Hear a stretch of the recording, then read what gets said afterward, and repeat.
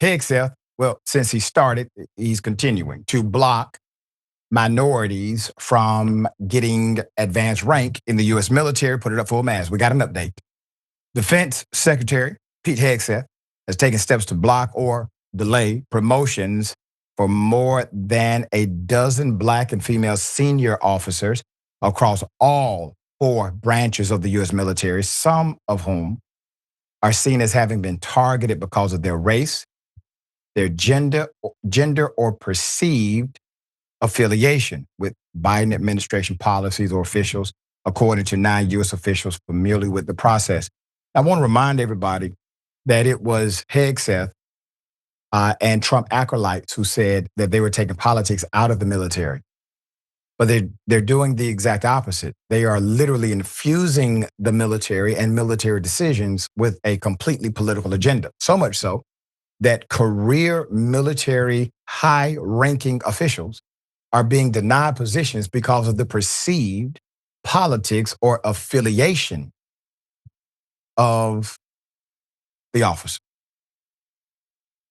There's more. The process within the Army, the Air Force, the Navy, and the Marines is structured to ensure the most qualified officers get promoted. Hegseth's decision to intervene in the process has raised concerns among some officials within those military branches and the White House. The 9 U.S. officials familiar with the situation said, quote, "There is not a single service that has been immune to this level of involvement by Hegseth," end quote, one of the U.S. officials said.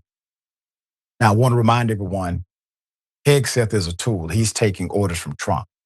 Okay, that's why he's in the position. Not because he's an independent man or an independent thinker. Not because he's some kind of transformational leader. He's there because he does what Trump tells him to do. There's more. In recent weeks, Hegseth blocked 3 Marine officers who were expected to be promoted or appointed to new roles. 2 women and a Black man, according to 5 of the U.S. officials familiar with the decision. None of the Marines were the subjects of internal investigations that might raise concerns about moving forward with their promotions. That's according to 2 of the officials. Marine Corps leaders recommended their promotions, but Hegseth refused to allow their selections to move forward despite attempts by the Corps leadership to intervene, the 2 officials said. The list of naval officers who have been selected to be promoted to 1-star admiral has been held up for more than a month, and it sits on Hegseth's desk, according to 3 of the officials. A list of promotions typically would move through the process more quickly, according to the 3 officials who expressed concern that some of the Navy officers on the list could be removed because of their race or because of their gender. Hegseth also blocked promotions for a handful of more senior naval officers, the 3 officials said. Other officers have been pulled off a list of Air Force promotions at the direction of Hegseth's office, according to 2 of the officials familiar with the process. Some of the naval and Air Force officers whose promotions have been blocked are also women or members of racial minority groups, according to officials.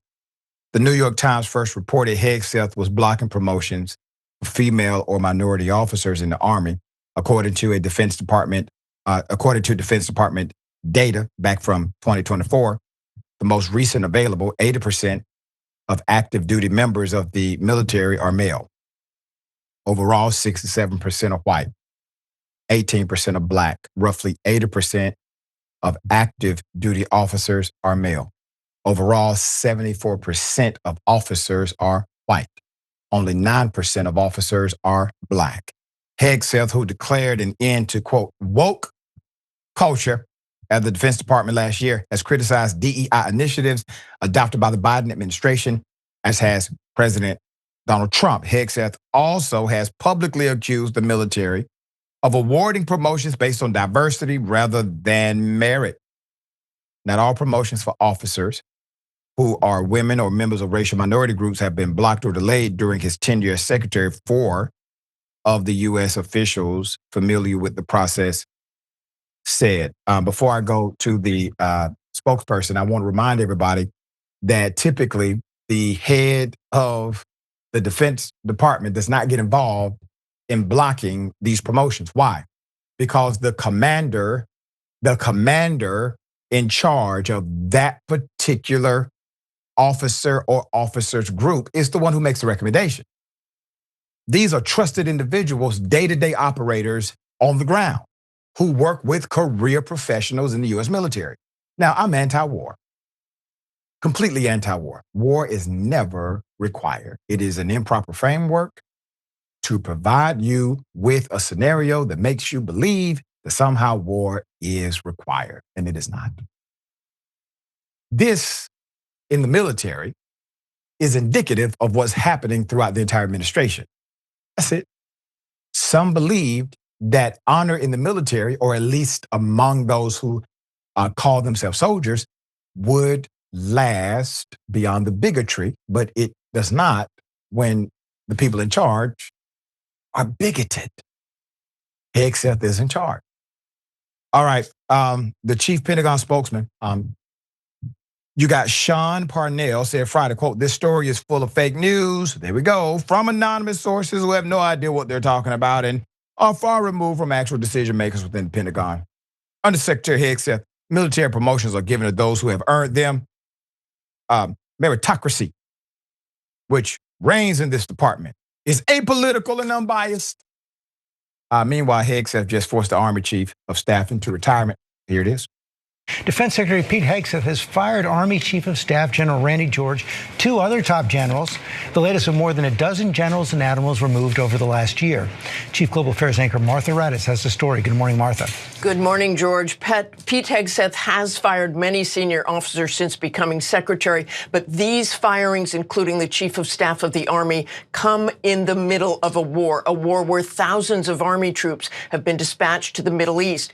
Randy George, the Army Chief of Staff, is a decorated Army general, but he was formerly a senior aide to Joe Biden's Secretary of Defense, Lloyd Austin, and it was long rumored Hegseth would let him go.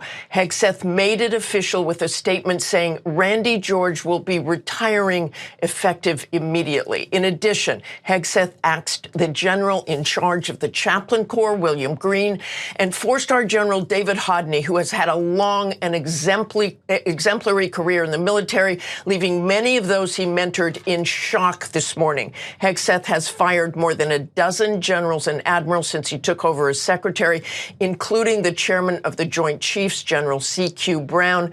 General Christopher Leneve, now the vice chief of staff of the Army, will take over for General George until a permanent replacement is nominated. Leneve is very close to Hegseth. Yeah. All right. David, thoughts? First of all, you don't, conventional wisdom, you don't trade a horse midstream. The war in Iran is going piss poor, obviously it can get worse. And so firing all the institutional knowledge, rightly or wrongly, no matter what you think of the Pentagon, the men that were there for decades have knowledge. And doing that in the middle of this war that's going sour for us is not a great idea. This is DEI. This is affirmative action. So right. Everything he's doing is what he's accusing the left of doing. So he's doing race-based and sex-based hiring. He says, I would rather look in a room with a bunch of old white men than a bunch of old diverse men and women. And this is exactly what they accuse people who are proponents of DEI and proponents of affirmative action for doing. And so when we take over in 4 years and all of the higher ranking military officials are old white men and we start to correct that error, then they're gonna accuse us of being racist. So, it's baked in the system, this racism, and now he's perpetrating it. And that is an example of affirmative action. You are skipping over qualified individuals because of their race and because of their sex. It's similar in Alabama. We recently had the Supreme Court allowed us to redraw a congressional district that is a majority minority district. So instead of having one black representative, we have 2 in Congress. And a bunch of conservative Republicans shouted, "Oh, this is racist. This is racist. You're drawing a district based on race." No, they're all drawn based on race. They were drawn specifically to exclude black voters. This is done to correct that error that has been happening for 100 years at this point. So, this is the reason why we need things like diversity, equity, inclusion program, because there's been a history, a long-standing history in American history of Black and brown people and women who are qualified and sometimes overqualified for positions being left in the dust in favor of lesser qualified, because some white men like to look at other white men more, and they like to look at faces like mine and yours.